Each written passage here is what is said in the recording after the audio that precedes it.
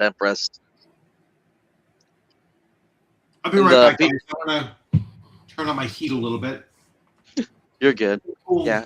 And the PDF for Cloud Empress is absolutely free too, as well. Like, you can just go to DriveThru RPG and just download it. I think it's maybe pay what you want.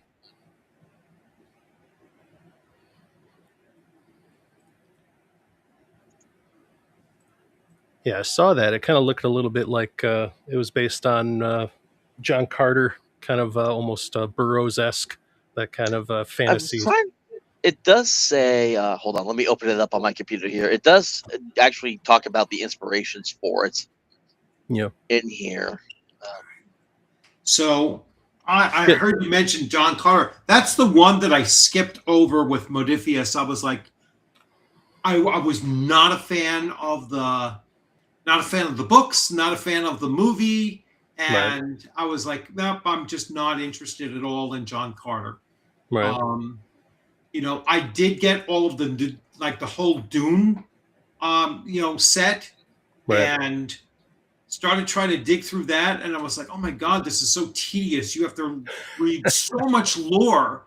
Yeah. It's like, I was like, damn, it's just like, when the hell does the game start? Right. I don't want to have to read 60 pages of lore before you get to game mechanics and everything. So it's sitting on my shelf. It's like, that I can see as a game system that I will, I'll throw it up on eBay someday, just to get it, Yeah. That's kind of how I feel about RuneQuest. It's kind of like impenetrable. That's one that it's like, I need to take at least 12 credit hours of some kind of humanities and history classes, because I have that box set too. That's another one that I grabbed the starter set. I had the RuneQuest starter set, which wasn't expensive though. But it was like, will I ever open this box? No, probably not. Yeah, it's good. It's a good quality. It's a cool setting. I like the idea of it better than D&D as far as like, because I usually play a lot of clerics in D&D, and honestly, you might as well just be a guy with a doctor's bag. That's all people care about, is the healing for it. Right. There's not a lot of in-depth, like, looking at the practices of worshiping gods or anything like that. It's like, wait, so the gods give these guys powers? Why? You're not really like you say you pray to them, but that's why I've always said that, like, if your deity has domains and you're a cleric of that deity, you're not getting spells tomorrow because you prayed. You have to show, like, proactively do those domains. Yeah. All right, that is on a nearly daily basis, and do it in game. So if your deity is the god of healing, you need to heal something. Even if you have to, and not just your party members. No, it doesn't matter if it's your party members or not. I'm just saying, like, you have to heal something. But if you come across a village and they're like, please help us, and you go, yes, of course, you have to do it. Yeah. Yeah. You're kind of sworn to do it. You're kind of compelled to do so. Right. So that's what I mean by, like, really making it where, oh no, if you don't do your domain, the next day you have no spells. Right. Other than what you didn't cast from the previous day, you have no spells. And if you go too long, all right, you might get, you might have to do a kind of like an atonement quest or something like that. But yeah, I think too, just having it in the Bronze Age too. It's because, like, you can go out and adventure, but you have to come back for, like, harvest and stuff like that. You are attached to the world. You're not. It very much works against the murder hobo mentality, which really needs to die. Or just never be at my table again. I hate it whenever you're playing in D&D and it's like, nobody cares about the NPCs. Everybody's murderable. It's all about just gathering gold. It's like, why do you want to play this weird sociopath combat game where you're just killing for money? That's kind of what I'm trying to do with my, with the Dragon Slayer campaign that I'm running. Yeah. Is that it's like, no, it's not about. It's about experience. It's about what you do with the gold. It's again, there's no experience points tied to magic items. So, when they get a magic item, it's not like, it's like, how are we going to use this thing? like I said earlier, before you came on, I was like, if they get a really powerful magic item, I'm not afraid to give them a really powerful magic item, but it'll most likely be something that is going to be sought after by others, and they might not want to keep it for very long. Yeah. Yeah, that's one of those things where it's like, you use the Staff of Power, and some wizard's like, oh, I've been looking for that. Who has it? A group of 5 first level people. Here we go. This is my chance. Like, so that, and there'll be a trade-off. Like I mentioned earlier, I'll be like, oh no, because I'm doing the domain play, I'm doing all of that, where they have to gain influence, before they can even, really delve into the domain play. And it's like, well, if you get like a really powerful magic item and you've used it for a little bit or whatnot, but then the local ruler will be like, hey, I will give you influence in 2 out of the 6 surrounding hexes, just for you turning this in, so you won't have to adventure for doing those things. And like, oh, okay. And that makes more sense than like, well, the next town we hit, we're going to sell off these 5+1 swords that you could use to buy like a merchant's manor or a boat. They're going to have that kind of liquid currency just laying around. Like, oh yeah, sure, I've got 7,000 gold pieces in the back. It's like, I don't know how I don't get robbed daily. And then like they've already said, because we've done our first session, and we're like, well, is there anything worth taking off of these type of creatures? I says, you'll eventually realize that, hey, we killed a couple of kobolds. Kobolds are not going to have any gold on them. No. You'll be lucky if they have this or that. But then some other creatures, they will have, on a regular basis, they'll have like gemstones. Now they're not going to be high quality gemstones, but there'll be 5-10 gold pieces value on them, and that's a lot easier to carry than 5 or 10 gold pieces. So it'll be a good exchange for them, and then they can pool that up. The other thing I like about the Barrow Maze setting and what Greg Gillespie did in there is that both of the larger towns that they'll be traveling to, they have banks. You know what I'm saying? So it's like, all right, that's cool. They have banks. So I want them to get used to, hey, this is where we can store our stuff, and there'll be fees and everything like that. There'll be some money sinks here and there that they'll have to deal with. But again, it's about them, how they're spending the gold to gain experience points. It's like, if I got 1,000 gold pieces, I'm not getting 1,000 experience points, but I will be able to convert 300 of those gold pieces on carousing. And now that's going to give me an experience. That's going to give me, a consequence or a reward for having done it, and then the rest I can bank, and that's what I'll put towards, eventually building a structure or doing something like that where they'll gain experience again.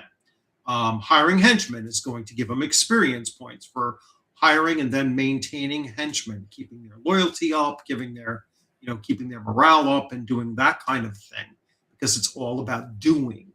It's not about finding. And that's what I want them to. That's what I want them to focus on.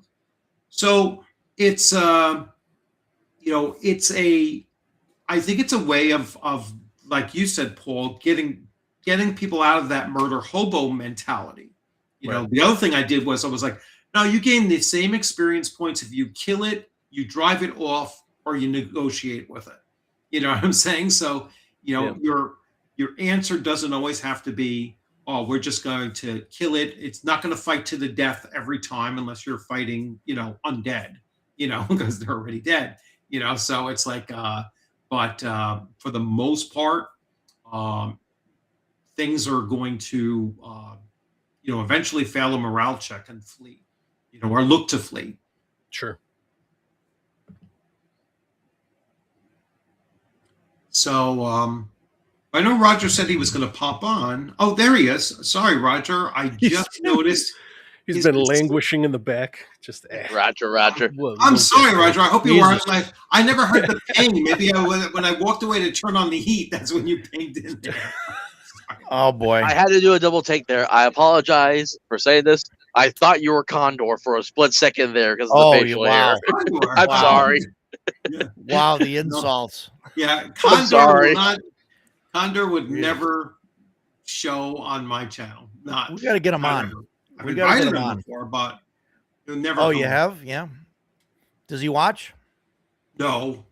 Well, he doesn't. Well, he doesn't claim to, but nah. Well, if somebody mentions his name, he tends to know about it. So. Well, yeah. If you mention his name, he'll make vague statements about me probably in this next video he does. Then, if that's the case, yeah, I think you got to mention his name like 3 times, and then you get mentioned. Or he's like Candyman. He's Beetlejuice. Yeah. Now I'll probably get called out now for saying that, but yeah. Yeah. So make the PCs rich. Don't give XP for combat. You'll be surprised at how that rids players of murder hoboism. Yeah, I mean it's basically and not just making them rich, making them with the money that they would need to, build up their domain. Basically go into that aspect of the game, and everything. So you got to give them ways to spend it too. I mean, you give them ways to spend it, and with reoccurring expenditures like maintaining henchmen and that kind of thing.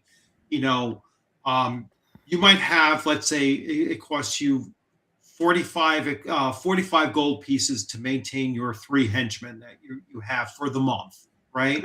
Well, you're going to gain 45 experience points every month, that they are still your henchmen, so you have to be concerned about, do they still like me? Are they still, are they still showing up? Are they still assisting me? Do I give them anything extra?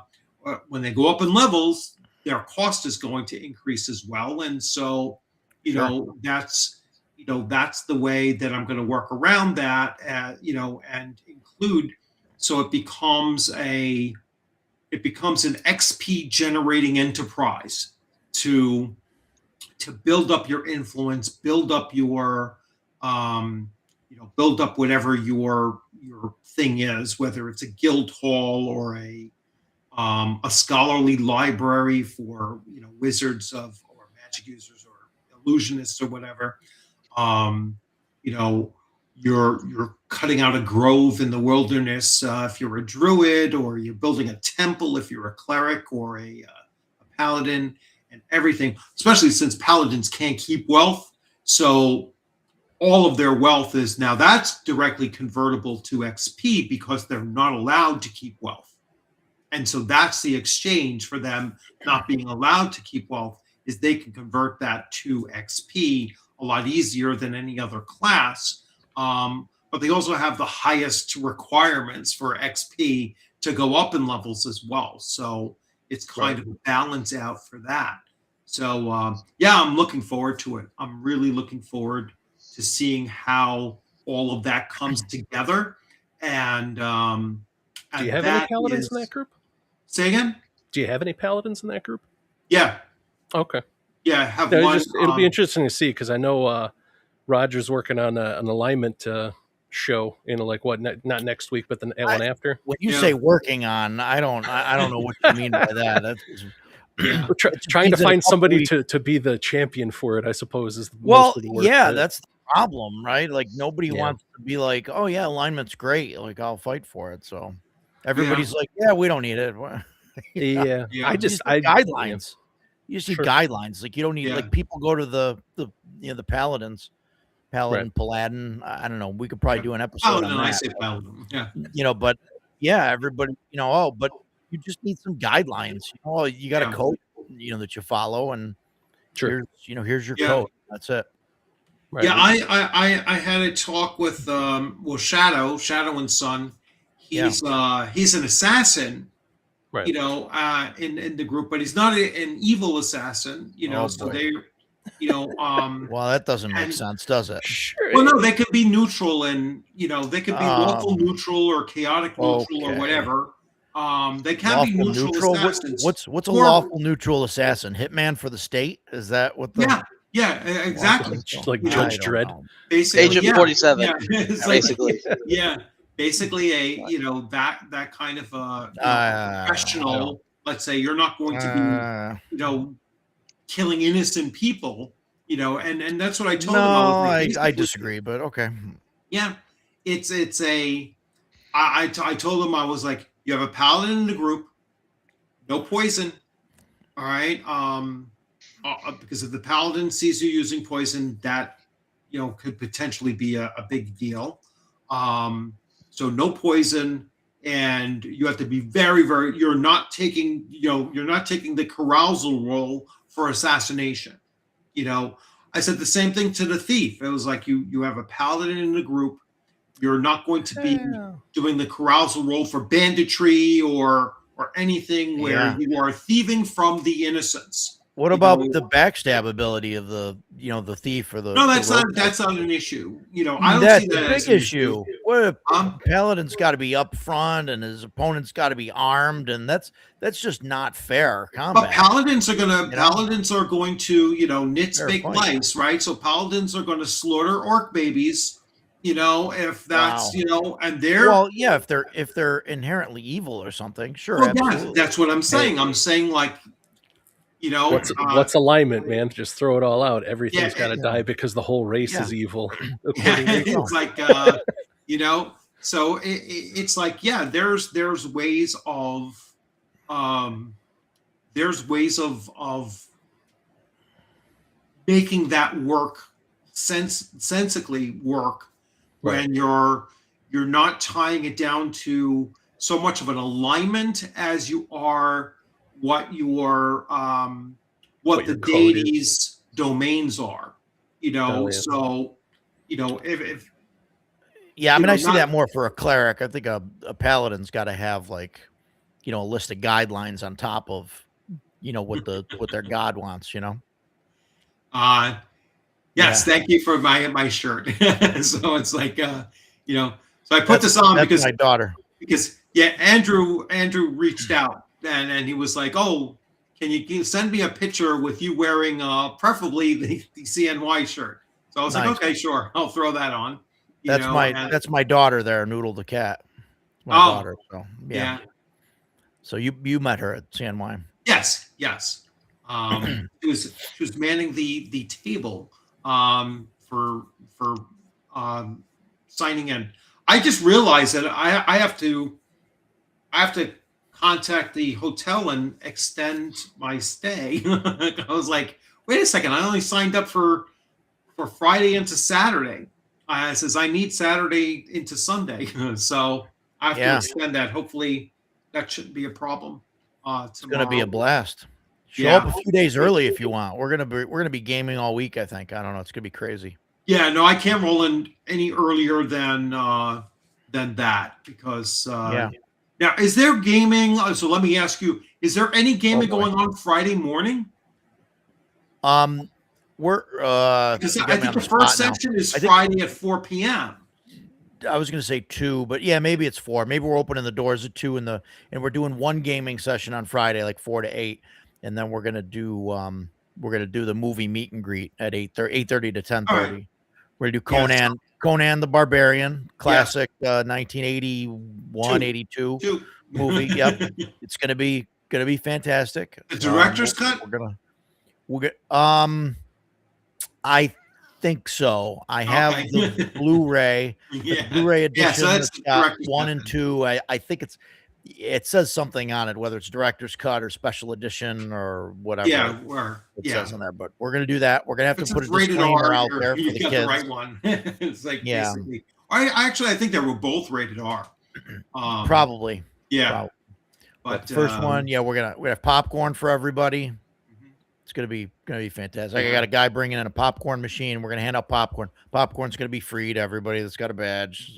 So the Bills was actually a good game. I was catching some of that, and they were back and forth. 9 9 lead changes in the fourth quarter alone. Oh boy. Yeah. Oh, that was a good one, because my wife was kind of like not babysitting, but she was taking care of like her student, and her parents were at home watching the game, so we were like, well, they must have had a good time, because that game was back and forth. Yeah. I don't know. I have no idea. Yeah. So anyway, yeah. So I'm really looking forward to CNY. Yeah, me too. I have Rising Phoenix coming up in April. That's my next one. Yeah. And that's I would go to that. That's the same weekend as WizardCon, and I'm headed out there. Which one? To WizardCon. WizardCon. Yeah. I can't. WizardCon might be next year for me, because it's the same one as here, and I already told Scott that because it's the 5th anniversary, and Scott was like, I really want you to come as a special guest to run one of the Shadow Dark tournament games. And I was like, sure, I definitely do that. I definitely want to get out there, but it falls in the same weekend as WizardCon, and I've been talking to Don and everything. He's going to be on my show Tuesday, and but yeah, talking to him, and so I said I wanted to get out there last year, and I just couldn't. Last year the issue was that I was already going to I was already at Page, and then and what did I do? I was at Page in January. I forget what happened in April. Did I go? I wasn't at Rising Phoenix last year, or maybe I was. I might have been. I might have been at Rising Phoenix at that same time. So I was like, but yeah, Page was a big thing for. No, you know what it was that Page. When I came home with the flu from Page, my wife and my kids were like, this is this is not fair to everybody, because I was sick for like 10 days after Page. Wow. I missed 2 weeks of work after Page. I was like, holy shit, the big con, kind of thing. I was like, I'm gonna try to ease myself back into these things. Stick to the smaller cons, kiddos. Yeah, sticking Hear that? to the Good advice. Write that down. And that's because I've never gotten sick at a smaller con, so I'm not gonna. Just wait, it'll happen. Yeah, it'll happen, but it'll eventually happen. But yeah, I think a 2-day stay is should be safe. Well, you get over like 1,000 people, and what do they call that? A super spreader event or something? Just go through everybody or something. Yeah, AutoCon is June as well. It's the week before CNY Con. So AutoCon really? is like 50 to 75 people. That's the one that's near you, right? Yeah, near me. It's like 5 minutes away. Right. Okay. I can. The attendance is 50 people. 50 to it was 7. I think it was 70 last year. It was 50 the year prior to. So it is kind of growing. Cool. Cool. But yeah, no, it's a small con. It's outdoors. It's it's just one day. So basically just 8 hours of gameplay. Right. And great people. And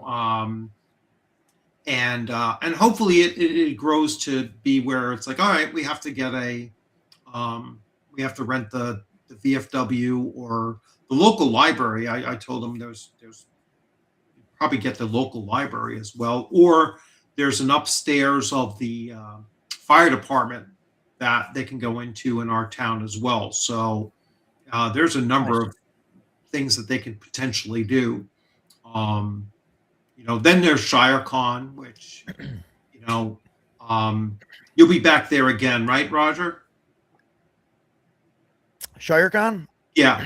I haven't been there yet. Oh, yeah. Oh, that's right. You haven't been to that one yet.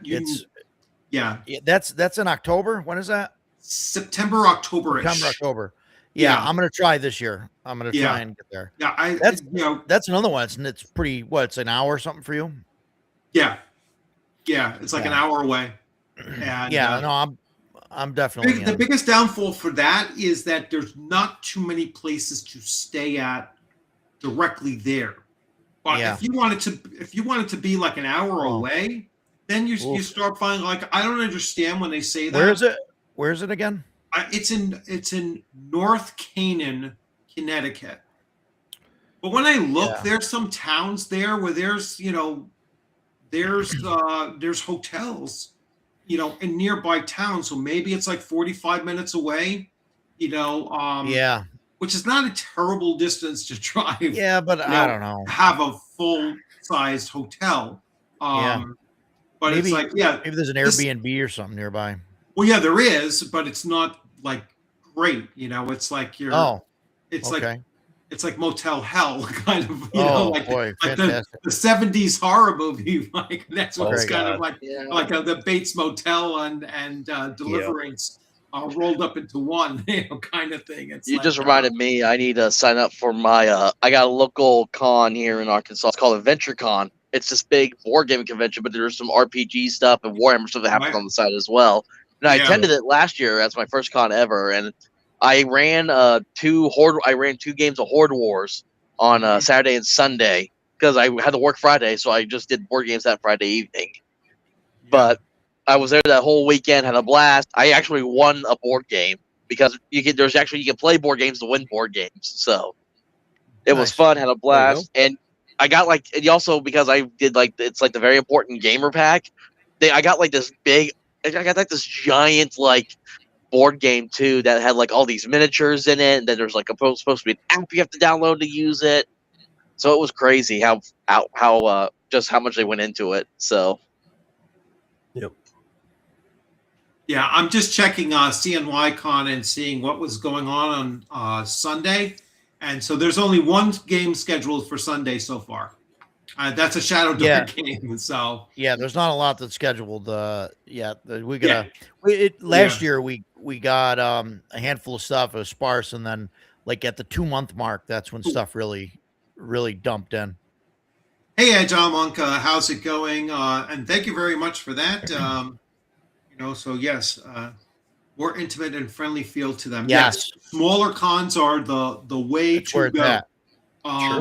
And not only that, it's like smaller cons don't have to cater to the big boys out there. So even though some like Rising Phoenix has they do have a separate area for Adventure League, D&D Adventure League. They're opening that up now for Shadow Dark. So it's like, all right, I see that Shadow Dark is going to have, a presence there. Castles and Crusades, really started launching their organized play as well. I did that at the last ShireCon, so I, logged in my time doing Castles and Crusades, or you could do Amazing Adventures, or you could do any game system set in their world setting and just get the same credit for. Interesting. Yeah. So it's like anything remotely associated with Troll Lord Games, they will give you credit for logging in time. So I was like, all right, that's pretty cool.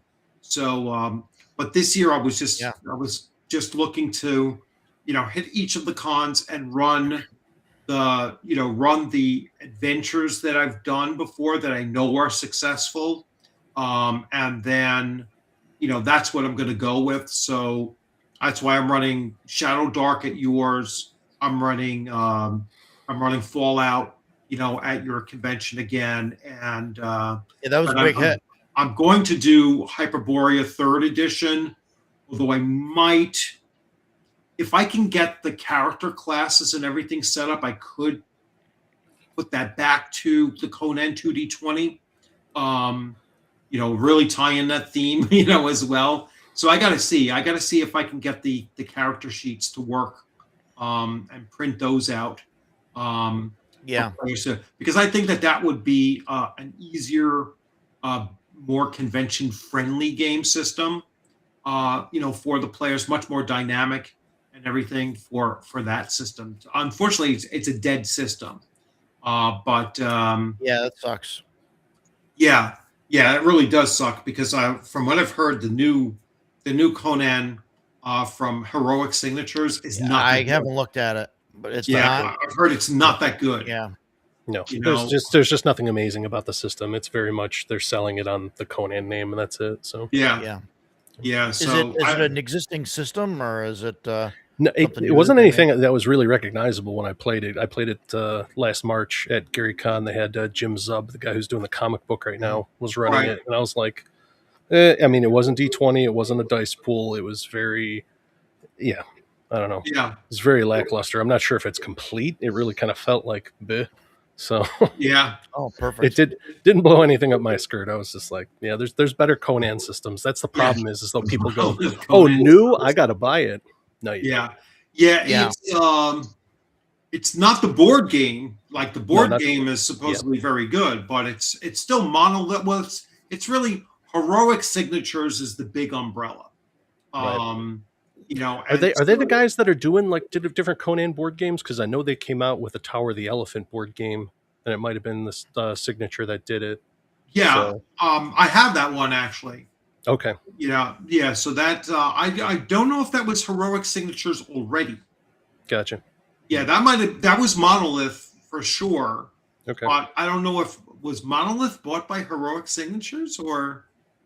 Well, it wasn't like a Monolith game. There wasn't a lot of miniatures. You could actually even play it solo. It was like the stacks of the tower. Yeah, the stacks of the towers, and there are figures in there, but they're not a lot. It's not like the Monolith Conan, which is like 150,000 unpainted figures, or the Solomon Kane one is even bigger than that. So yeah, I have to get a hold of Ducato and ask Ducato if. At least get my Conan and my Solomon Kane painted. So it's like at least I'll have those two that are done, and maybe one of their primary monsters. So he's going to be at he'll be at CNY. He'll be at both of them that I go to. And he's got a booth at CNY. Yeah. He's going to be selling painted stuff, and we're working out setting up doing a paint seminar or a paint and take or something like that with him, and we're getting some minis and paints and stuff. So yeah, it's gonna be cool. Yeah, I'll sit down and paint with them. That'll be cool. Yeah, I have my schedule. Like my schedule is so perfectly set up for your convention. Because I learned this last year. So my schedule at your convention is I am. So on Saturday, which is my full day, and we started an hour early Saturday just for you, buddy. So we're at 8 o'clock or 9 o'clock. I don't remember. It's an hour earlier than last year. All right, so it's whatever it was. This is 9 a.m. which is fine. So 9 a.m. That's 9. Okay. It used to be 10. Yeah, so 9 a.m. I think is the new. It was 10. You complained about it and really got on to me. I did. Was like, listen, you can't have this, and I was like, all right, I'll change it for next year. No, I there was a lot of feedback. I don't, I don't know what I'm doing. I just do stuff, So I have a huge gap between my games, and I did this on purpose. So I go from 9 to 1, and then my next game is not until 6 o'clock. Nice. So I have a nice 5-hour. Well, I can get a game in there. Yeah. Or I can just. Knock back a few beers and hang out with people and have a nice hearty lunch and we put a half hour between games too, to leave time, a little extra time in there. That was we're just improvements. You know what I mean? Stuff. Yeah. From last year we're trying, but you were right. You're looking at the time slots and stuff, and it's like 10 o'clock was definitely too late for Saturday. So. And your Kickstarter is going live in March. So again, nice. Agile, obviously you're welcome to come on and we'll start talking about that. My gosh, we're almost in January. We should get together and do something, soon, definitely soon. Even if you want to focus in on it, you tell me, but next Sunday could be next Sunday could be it if you wanted to do it then or anytime that works for you. Send me the link after that drops, and I'll push it too. Yeah.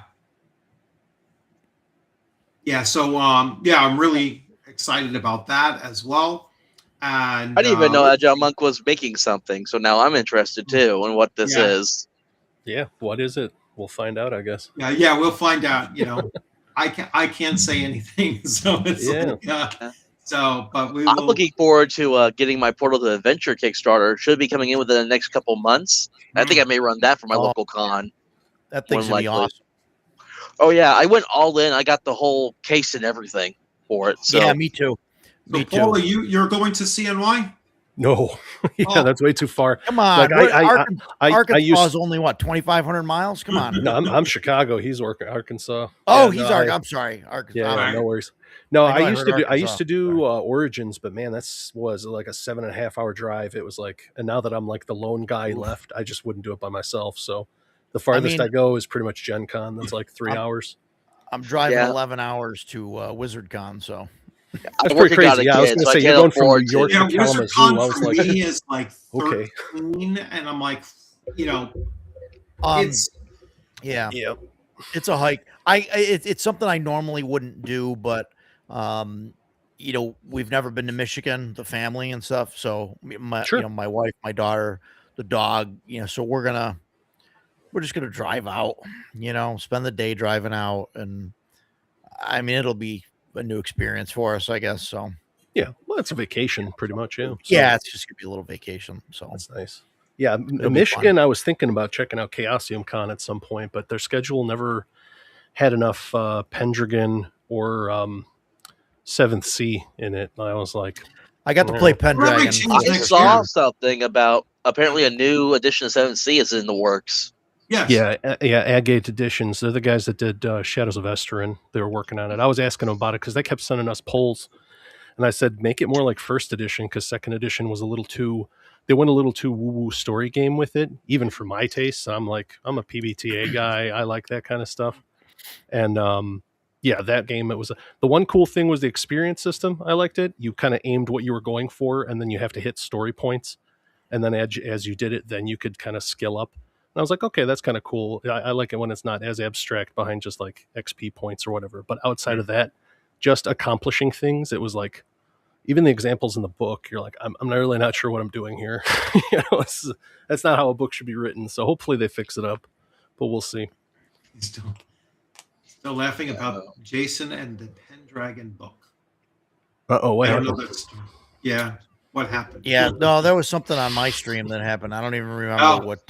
I've heard the newest. Yeah, I've heard nothing but I haven't heard positive things about the newest edition of Pendragon.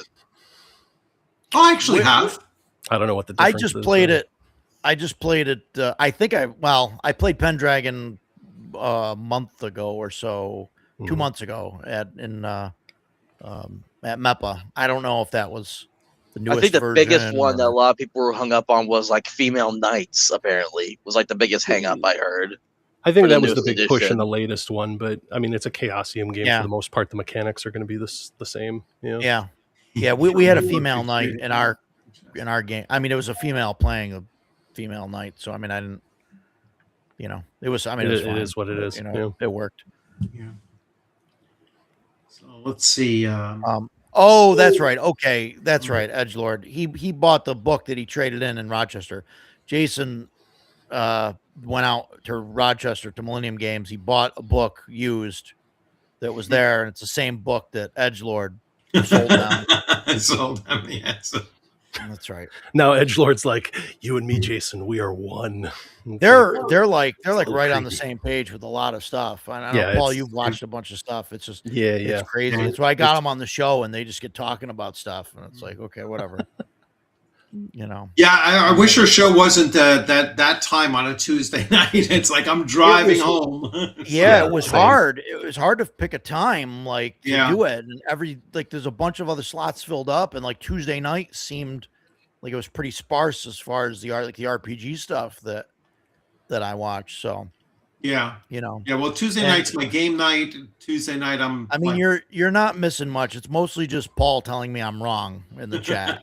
We disagree on a lot, that's for sure. But it is what it is. That's how it works. No, and honestly, I mean, I've said this on stream. Like, I think that makes a better show. Like, if everybody was just, yeah, I agree, everything's great, and the chat was like, yeah, that's you know, I mean, it would just be boring, you know, for everybody. So it's good to have different. Yeah, I just have to look for Tuesdays when I have off from work. Yeah, you know, yeah. Let me know, and then I'll see. You know, I can look up. So I have the school calendar for this year, so I can always tell when I have days off from work on that Monday, Tuesday, or Wednesday. Like next Monday, I'm off. You know, but the following Thursday, I'm working late on that Thursday. So, I got to let Shadow and Son know that I'm working late on that Thursday. So, but I don't think he's starting until like 8:30ish, 5:30 his time. So that won't be an issue. I'll get home about 8:30ish. So we'll see. Somebody's got to look for it. I look forward to Tuesday nights. Yeah. I listen to it when I'm driving home. Yeah. Just no more while I'm driving. No more Garabays on my, pulling a Garabay. No more pulling a Garabay. Me yelling and screaming about stuff is probably, keep you awake on the drive home. I'm driving for like an hour and 20 minutes. So it's like, I'm not going to stream while I'm driving an hour and 20 minutes. And then there's a couple spots where I just lose, connection too. So that was the other thing. That one time I did that, I was like, I'm losing connection here and there. My screen was probably, freezing up. And yeah. Then I got home and I was starving. So it was like, all right, I got to eat. I was like, this is bad form. So, but yeah, next time I'm off on a Tuesday. Let me know. You guys are talking about. We'll make it happen. Yeah. No, it's good. When we talk about alignment is when you will see a rift between Jason and I. Yeah. So when's your alignment talk going to be? Next Tuesday? I don't know yet. No. So this Tuesday is going to be Don Samora is going to come on. We're going to talk about publishing, about games and other stuff that he's doing, and all that stuff. Yeah, and that'll be fun. And then I don't know. I don't really have like a set schedule. I'm terrible. After next week's episode, I'll like look at my list and then try and figure it out and then throw something out there. That's usually how I roll. I'm still new and horrible at doing the YouTube thing. I might actually be off looking at this. I might actually be off on February 17th. February 17th. The Lunar New Year. And I'm pretty sure New York City schools close on Lunar New Year. It's the year of the horse. You could have a cavalry episode, or I might actually be off that entire week. Oh no! To be honest with you, you're the horse. Pull out the horse girl RPG. Nice. Yeah, I'm off that entire week, possibly. Yeah. All right. Yeah, we can. Yeah. So I'll see you on the Lunar New Year. Whatever. We'll talk about Calvary. Is it going to be the year of the rat or something like that? Who the hell knows? It's the year of the horse, I think. The year of the horse. Is it the year of the horse? Yeah. I believe we can always get I think it's called Dames of Astoria, where you can play as like different like monstrous races or even humans in a world. Of the horse. This is when you got to run that My Little Pony game. Listen, this is My Little Pony. This is how those numbers up. This is how new I am at YouTube. Is I can say things on stream like, if I get another 120 subscribers by next week, I will run My Little Pony, and it'll never happen. There's no fear that that'll ever. That's why I set it at 250. I was like, it's probably not going to happen, but think if it did, that would be great. Yeah, if it did, I got 200 subscribers. I got 200 subscribers thanks to Bloodworth kind of pushing me. Yeah. No, Bloodworth's fantastic for that. To throw the name out there and say, hey, get over there. Push. He did the same for me. I got some people that, Yeah. No, I like to keep on pushing smaller channels and working together and I say the rising tide raises all ships and everything, and especially our particular group of people that can see each other, here and there, except for Paul. Paul wants to live, someplace in outer bumfuck. And just get in the car and drive. Come on. Some nowhere place called Chicago. Just do it.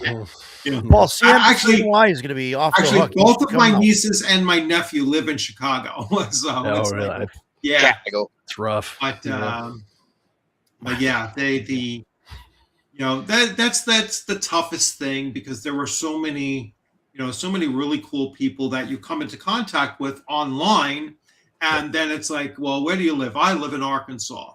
It's like, oh shit, it's like, or Tennessee, like Death Angel.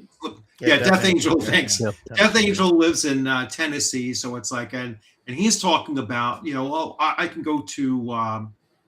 I think he's going to go to Dragon Con, which he's is talking about coming to CNY. Which, that would be awesome if he comes to, But he's a driver, so he can do that. He's a trucker, so that should be a hop, skip, and a jump for him. But he was talking about going to Dragon Con, and that's in Atlanta. And my niece lives and works in Atlanta, and then my brother was like, hey, I'll go to this thing too, but we'd have to fly, and it's like, you know what? Yeah. For me in New York, to fly anywhere is just an added, oh my God, this is such a pain in the ass. Unless I'm going someplace for an entire week or longer, it is almost not worth the hassle of having to deal with New York airports coming and going. I agree. Like insane. It's like I would rather drive 14 hours than fly 2 hours. And not have to deal with the with the 6 hours that's involved with coming and going at an airport. Here in New York, it's crazy. My limit's generally about 6 hours. That's about, like, I'll drive 6 hours. Yeah, mine's obviously 4. WizardCon. Mine's 4. It's like, I'm getting too old to drive. Because I'm always by myself, so it's like, Well, that was the thing. Like, if I was going to WizardCon by myself, I wouldn't be able to do it. I wouldn't drive. But with the wife, coming, like, she'll drive half of it so I can sleep, or whatever, and it'll be good. But here's a question for you: have you gone to Billy Corgan's Cafe? No, I haven't. I was gonna say, well, there is a guy. I forget who it was, if he's a producer or whatever. But yeah, he runs the Wax Trax Museum. They still do that over here. Yeah, they mentioned that. Industrial. It's very much on the down low these days, unfortunately. Yeah, we used to have Al Jorgensen from Ministry used to live around here. Everything. Yeah. Yeah, cool. The glory days. Oh well, but that's like 30 years ago. I would love to be able to drive and take time off from work and away from my family to be able to go to all these great cons that everyone goes to. I think the most, if I ever had to travel, it would be to North Texas Con if I ever had the money to be able to attend that, because that's the only one big one that's like actually somewhat close by. Because that would probably take me like a whale right now. Yeah, because it's at least 4 hours from where I live to get down to Little Rock, and I don't know how many more hours it would be to even get down to the Texas border on top of that. Yeah. Yeah, it's probably, it's probably a bit of a trek. Everything in Texas is the farm. It's like it's never right there, But yeah, my days, like my biggest trip was from Long Island, New York to Ocala, Florida. But I was 23 years old when I did that. Yeah. And that was a 16-hour drive, and we did that. I was with friends, but I ended up just driving it, and we only stopped like 3 times along the way just to gas up, and it was a straight shot. 80 miles per hour the entire, just shot straight down there nonstop. And that was leaving at 11 o'clock at night.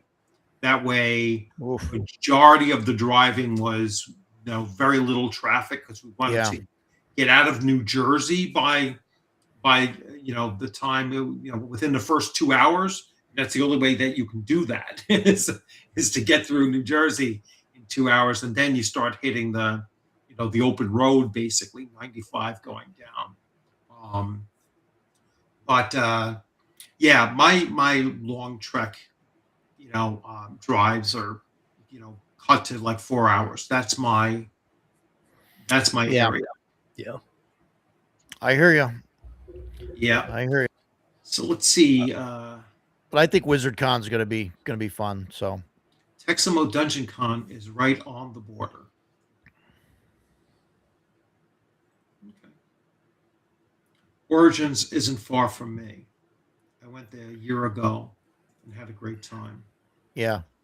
That's in is that in Ohio? Columbus. Yeah. Oh yeah, yeah. So that's in Ohio. That's not too far from me either. I think that's like pushing like 5 hours for me. But I don't know. Origins is not the not the con for me. I don't think. Poorly organized. I'll give it that. I went there 4 years in a row. Every time event scheduling, everything was just like, 1 year. Yeah, everybody had to go in the morning to get your badges printed. It's about a quarter the size of Gen Con, so it's about 20,000-ish people. Yeah, that's too many people. Yeah, but that's too many people. I just don't like. You had to go physically to get your badges printed, and their entire system got a Windows update one time, and it was like, "Are you kidding?" Oh my so it was God. like, So we were like, "We're getting out of line and running to our games." And people were like, "Don't trust me. I'm the GM. I don't have a badge because, well, And that was like the whole year. And after that, we were like, I think this con, it just doesn't. Yeah, Gamma just wasn't putting forward money to, run it like a professional organization, which leads me to Gamehole Con, which is crazy, considering they're a quarter of the size and it's run like a Swiss watch. So don't know. I've had that similar issues at PAX Unplugged. It's just they just don't run it. It's just run poorly. Yeah, the way they handle everything.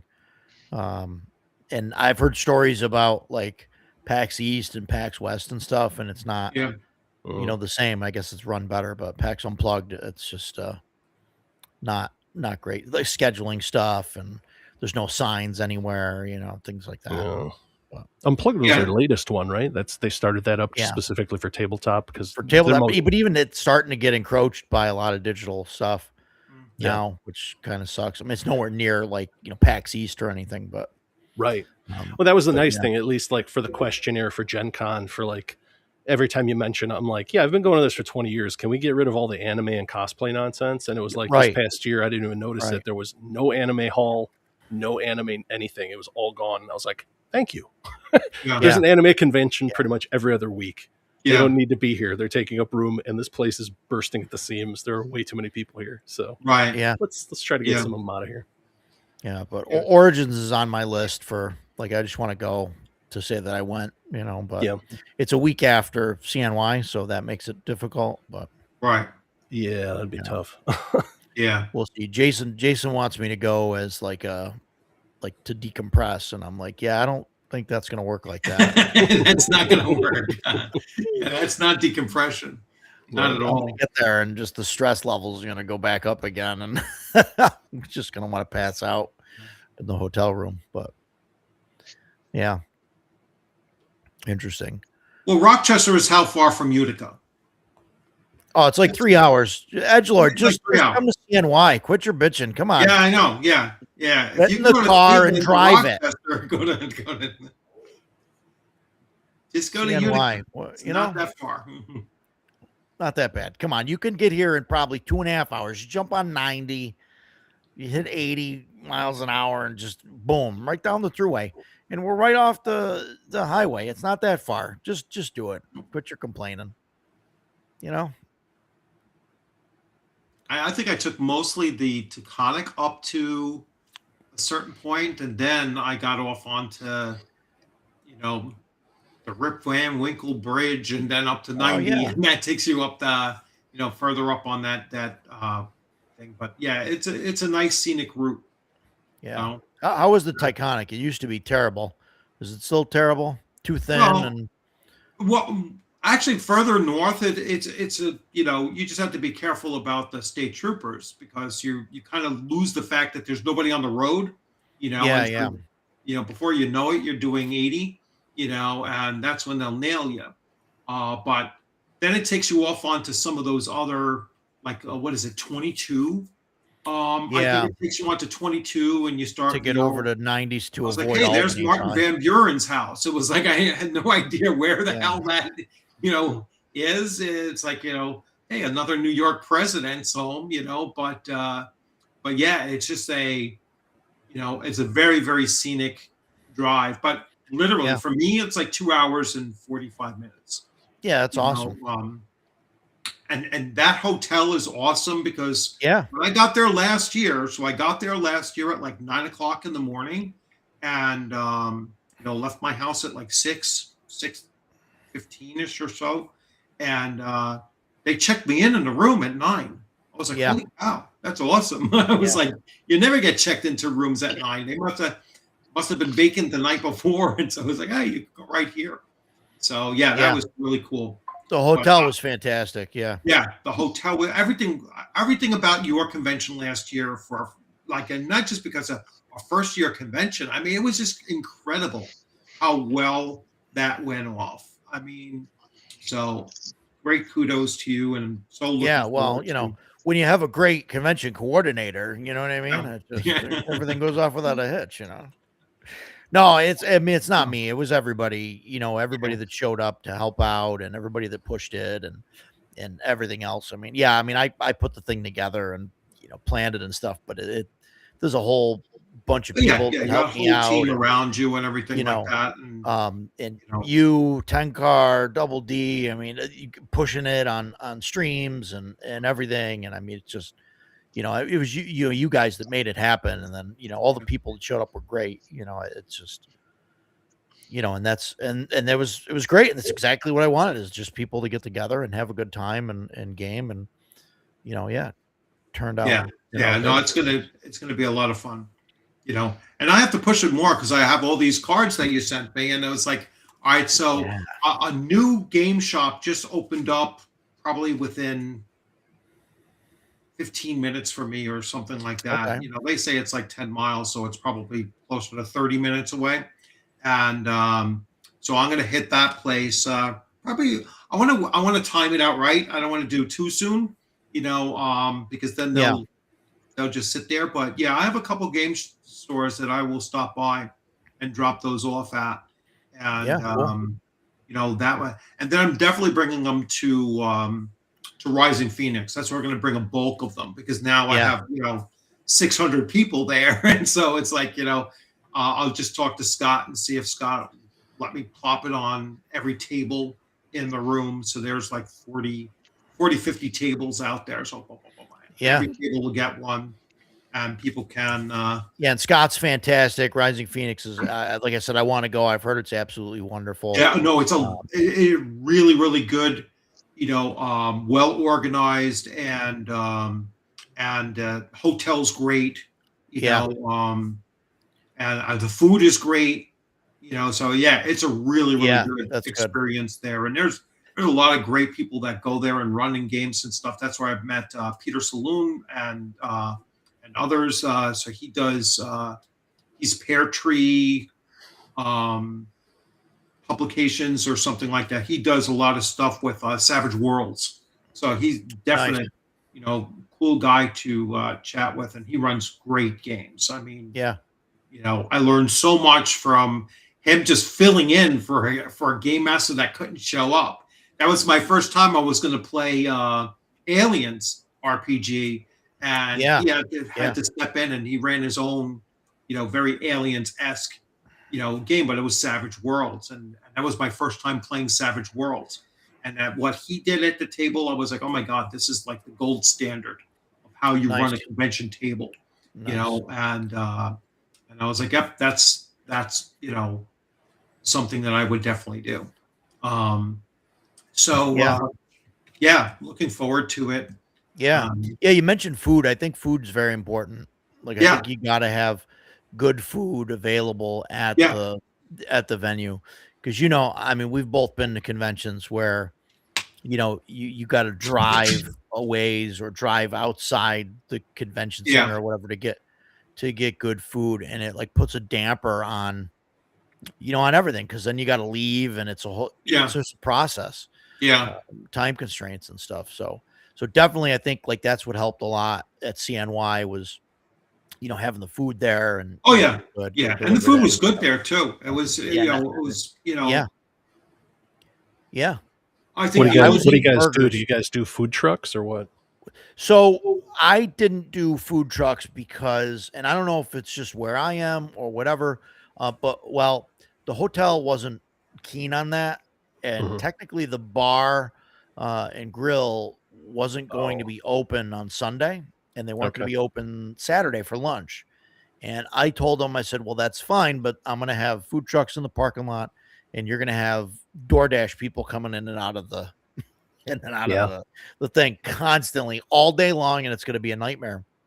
Right. And they said, oh, well, we're going to open for you then. Yeah. And so they did a small menu, and they were delivering right to the game tables. Yeah, right to the tables. It was awesome. Fantastic. Yeah. And it wasn't bad. It was like you get like a burger. I was getting like a burger and sweet fries and a drink, and it was like $15. Yeah, no, it was and it was good. And it was good. It wasn't like a cheap, like a microwave thing or whatever. It was actually like a burger that was put on like, the lines on it weren't from, the electric a coat hanger that they just light up.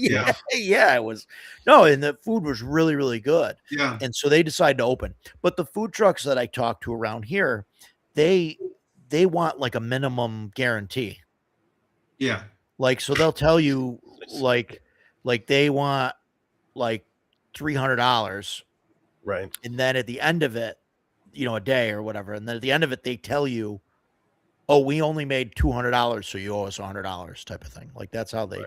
And I'm like, especially year one, I'm like, I have no idea what, how that's going to work out, or I don't want to have to owe food trucks money. And then the food truck gang is going to come after me now. I don't know how this works. Looks like we came up a little short. Yeah. I'm like, I don't like the idea of that. But and so it was great. The hotel did some stuff, and it was fantastic with their food and everything. And hopefully it'll be just as wonderful this year. I mean, I have no doubts. But Edgelord, let me know. Give me send me your info. I don't know. You're only on like YouTube and like email and only have like a pager or something. You're like technologically in 1960. So just send a telegram and I'll Morse code. Send it to him in Morse code. Send me a bird. No, I'll email me your address or whatever, and I'll send you some flyers. I already talked to Millennium. Millennium won't advertise. They won't advertise for anybody. How about table massages like the ones you see at the poker tournament? Oh boy. I don't know if we can get those. I don't know. Yeah. I don't know. Just get the cosplayers that got kicked out of Gen Con to come over and make it. Yeah. There you go. Yeah. Yeah. We'll have to work that out. We'll totally have an anime room. Here's how to work the massage tables. What? Oh, good Lord. Yeah, there we go. Western Union. Western Union. Yes. Yeah, there you go. Send a horse. Pony Express. Yeah. Oh, I mean, hey, I heard it's going to be the year of the horse. So year of the horse. There you go. That's probably the best way to do it.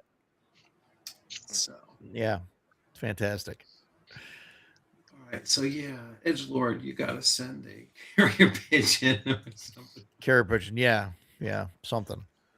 Oh my gosh, yeah. I think 2026 is looking to be like a great year for gaming, both personally, and I think that all of the conventions are, that I go to are really hitting their stride and everything like that.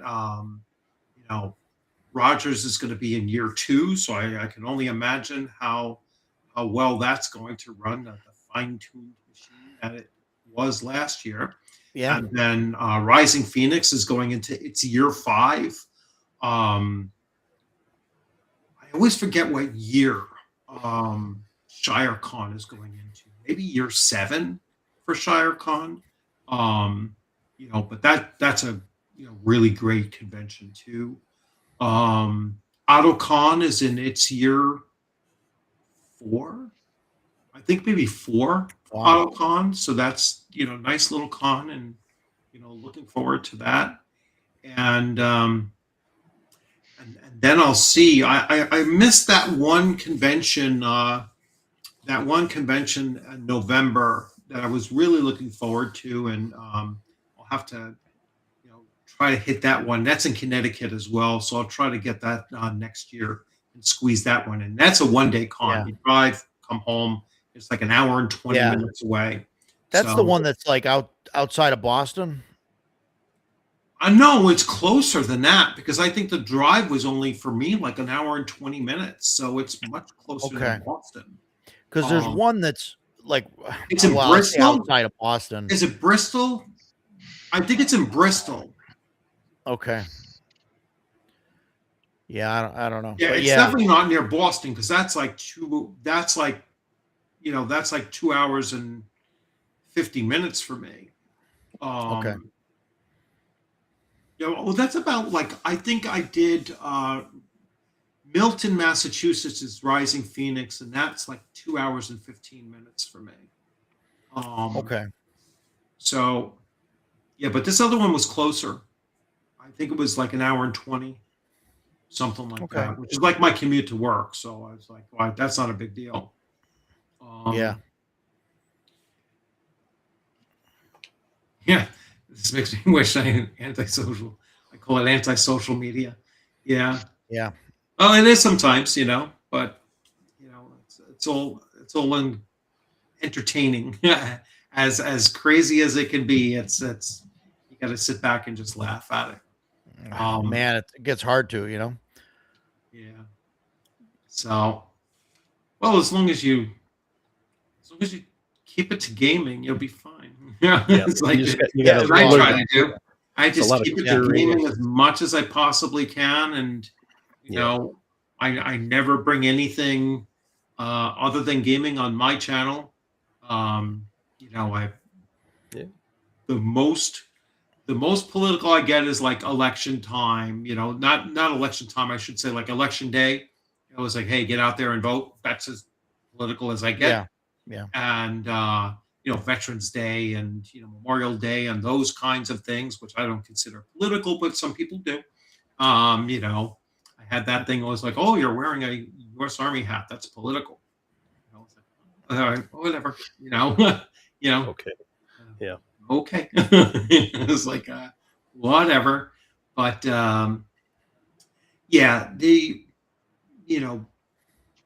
just try not to get too bogged down with the nonsense that surrounds. That's why there's some conventions I won't go to because they just don't want anyone who is apolitical there. It's like, oh, okay. It was like, you don't have to tell me twice not to buy your stuff. It's like, okay, I will, my wallet appreciates your, upfrontness. And yeah, I think that was the most political, was us laughing at the guy from Green Ronin begging for money. Yeah. It's like, oh boy. All right, you guys appreciated us. We don't care. So I was like, good luck. Dig yourself out of that hole. I don't know if they're still doing that. They're probably trying to go after who was that? That was the comic book guys. Diamond. Yeah, Diamond. I think their bankruptcy just switched to like the even more dire version of bankruptcy. So it's like you're not seeing a dime, dude. I'm sorry. Yeah. It's gone. No, it's they went from what was it, chapter 11 to chapter 7. Yeah. If I understand, and chapter 7's like you get to liquidate it, and that's the whole thing about consignment is that you don't have a guarantee of how much they sell it for. Right. They're just saying, we'll sell it and you'll get 60% of what we sell it for. They could liquidate it at, $1 a book, and be like, all right, you're going to get 60 cents a book instead of the $60 a book you were hoping to get. Yeah. And there's nothing they can really do about it. It's like, and I had little sympathy, for, those in that situation for 2 reasons. Number one, just looking at the comic book industry, Diamond has been talking about going under for at least a decade. Oh It's yeah, like, so it's been 15 years. Yeah, yeah. Yeah. There was no like. I woke up one morning and discovered that Diamond's in trouble. I was like, why? No, Yeah. they've been projecting this for at least a decade. I says that's number one. Number two, this was the same individual who was saying, if you do this, if you believe this, if you follow this, if you like this, don't buy my stuff. Okay. Now that you're struggling, don't say, hey, can you buy our stuff now? I was like, no, it doesn't work that way. It's like, when you tell me not to buy your stuff, I'm gonna respect your wishes and give you exactly what you asked for. Don't come crying now, or hey, you got to back me up. Now it's like, no, you're shit out of luck. So it's.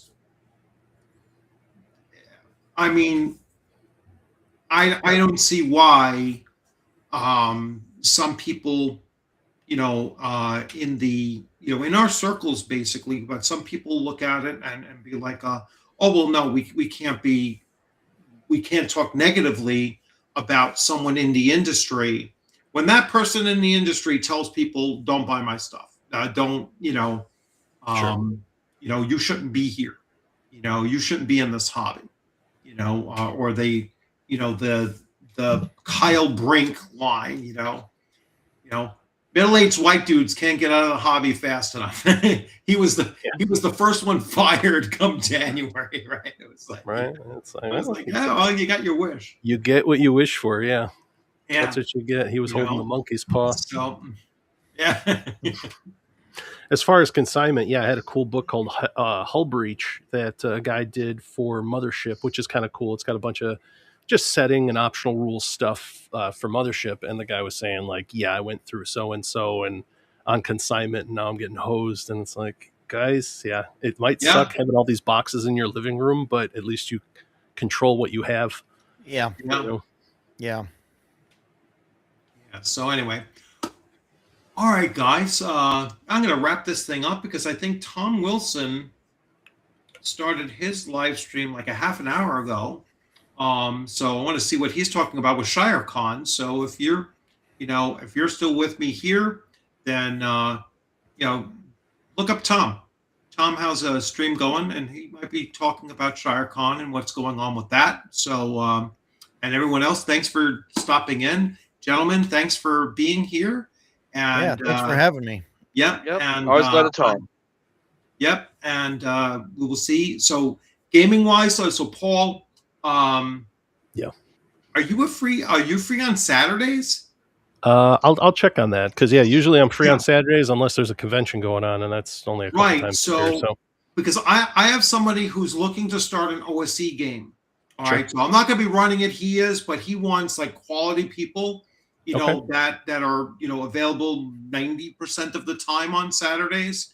Because he wants to do it he was like bi-weekly, possibly, or whatever. And I says I will reach out to people that I know are people that will show up, and as often as possible, and are good players. So.